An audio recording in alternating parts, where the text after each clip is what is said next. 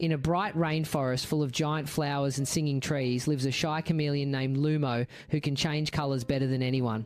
One sunny morning, Lumo promises his best friends that he will help decorate the forest for the Moonlight Festival, a magical night when fireflies paint the sky. But on his way to gather glowing leaves and rainbow berries, Lumo discovers that the forest colours are fading, rivers turn grey, flowers lose their sparkle, and even the butterflies look dull. Guided by a giggling fairy frog and a wise old turtle, Lumo begins a mysterious quest to find the lost colours of the forest. He travels through crystal caves, climbs whispering mountains, and solves riddles left by playful wind spirits. Along the way, Lumo learns that the colours disappeared because the forest creatures stopped sharing and caring for one another.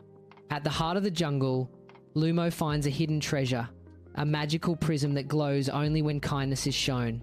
By helping his friends and keeping his promise, Lumo restores the colours, turning the forest brighter than ever. The Moonlight Festival shines with dazzling hues, and Lumo learns that true colour comes from friendship, honesty, and keeping your word.